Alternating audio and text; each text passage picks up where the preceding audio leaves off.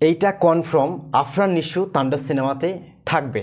তো এখন কথা হলো, আপনি তো সাকিবিয়ান, আপনি কি এই তাণ্ডব সিনেমা বয়কট করবেন, নাকি সাকিবিয়ান হিসাবে শাকিব খানের এই তাণ্ডব সিনেমাটা আপনি দেখবেন? এটা আমার প্রশ্ন, আপনি কমেন্ট বক্সে এটা লিখবেন। অনেকেই তো সোশ্যাল মিডিয়ায় বলতেছেন যদি এই তাণ্ডব সিনেমাতে আফরান নিশু থাকে তাহলে এই সিনেমাটাকে আমরা বয়কট করব, আমরা কেউ দেখব না এই সিনেমা। সাকিবিয়ান অনেকেই বলে আমরা সাকিবিয়ান, কিন্তু আসলতে সাকিবিয়ান কয়জন? আমি কিন্তু একজন ভারতীয় সাকিবিয়ান। আমি ভারতে থাইকেও সাকিব খানের সম্পর্কে কেন ভিডিও বানাই, এর কিছু কারণ আছে, আমি অনেক ভিডিওতে বলছি। এই ভিডিওতে নতুন করে কিছু বলবো না। দেখেন, আমাদের ভারতে স্টার মেগা স্টারের কোনো অভাব নেই, আমি তাদেরকে নিয়ে কেন ভিডিও বানাই না? আমি সাকিব খানকে নিয়ে কেন ভিডিও বানাই ভারত থেকে? তো এখন কথা হলো যে এই তাণ্ডব সিনেমাতে যদি আফরান নিশো থাকে তাহলে এই সিনেমাটাকে বয়কট করবে বাংলাদেশের যেসব সাকিবিয়ান আছে তারা। তো এখন কথা হলো, আপনারা যাকে ফলো করেন, যাকে অনুসরণ করেন, যাকে মেগাস্টার ভাবেন, যাকে, আর সেই মেগাস্টার কি ডিসিশন না বুঝেই নিয়েছে? যদি সত্যি আফরান নিশো এই সিনেমাতে থাকে, আর এটা কি শাকিব খান জানে না?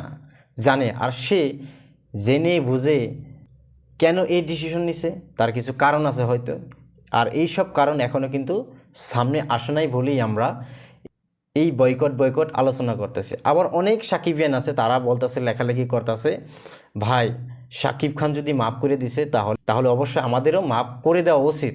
আবার অনেকেই বলতেছে, ভাই যদি সাকিব খান মাফ করে দিয়ে থাকে বেশ ভালো।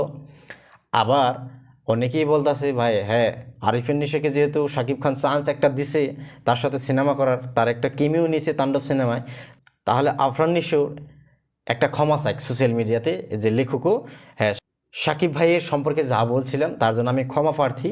আসলে আমাদের বাংলা ইন্ডাস্ট্রির, বাংলাদেশ সিনেমা ইন্ডাস্ট্রির মেগাস্টার সাকিব খান, ভবিষ্যতে তার হাত ধরে আমরাও এই রাস্তায় চলতে চাই। এইসব লিখুক, দেখেন কথা হলো, লিখুক বা না লিখুক, অবশ্যই আপনি সাকিবিয়ান। সাকিব খানের সিনেমা আসলে আপনি দেখবেন, সাই সিনেমা ফ্লপ হোক, সাই সিনেমা ব্লকবাস্টার হোক। দেখেন দরদ, দরদ কিন্তু দেখছেন, কিন্তু সিনেমা কিন্তু বিফল হয়েছে, এটা আমরা সবাই জানি। ভাই দেখেন, এইসব কেদা ছোড়াছুরির সময় এখন না। আপনারা যেটা নিয়ে আলোচনা করা দরকার সেটা নিয়ে আপনারা আলোচনা করতেছেন না। দেখেন, বিগত কয়েক বছর ধরে আমি সাকিব খানকে নিয়ে ভিডিও বানাই এবং কিছু বিষয় আমি লক্ষ্য করছি, যখনই সুপারহিটের সাকিব খানের বড় বাজেটের কোনো সিনেমা মুক্তি পায়, আর ওই সব সিনেমার যে প্রমোশন একদম বাজে। তো এইটা না কেন আপনারা আলোচনা করেন না? এই কোশ্চেনটা কেন সাকিব খানকে করেন না আপনারা, যে ভাই আপনার সিনেমার প্রমোশন হয় না কেন? মানে আমরা পাগলা সাকিবিয়ান আছে বলে যে আমার সিনেমা ভালো হোক বা খারাপ হোক সাকিবিয়ানরা যাবে, দেখবে এবং সিনেমা সফল হবে? তো এইসব নিয়ে আলোচনা করার দরকার। আর হ্যাঁ, যদি সাকিব খানের প্রতি কোনো ক্ষোভ থেকে থাকে, কোনো আবেগ থেকে থাকে যে আফরান নিশোকে কেন নিলে এই সিনেমাতে, তাহলে ডাইরেক্ট তাকে কোশ্চেন করেন, মুখামুখি কোশ্চেন করেন। আমরা সাকিবিয়ান, আমাদের কোনো দাম নাই আপনার কাছে? যে মানুষটা আপনাকে নিয়ে এত খারাপ খারাপ মন্তব্য করছে তাকে আপনার সিনেমাতে কেন নিলেন? এইসব কথা প্রশ্ন করেন ভাই, আমরা নিজেরা কথা বলে লাভ হবে না। যাই হোক, ভিডিওটা অনেক লম্বা হয়ে যাচ্ছে, একটা কথাই বলবো, কেদা সরাসরি ভাত দেন, সিনেমা আস্তে আস্তে দেখেন এবং এই সিনেমাকে অন্য লেভেলে নিয়ে যাওয়ার চেষ্টা করেন। এইসব কেদা সরাসরি আলোচনা করে কোনো লাভ হবে না।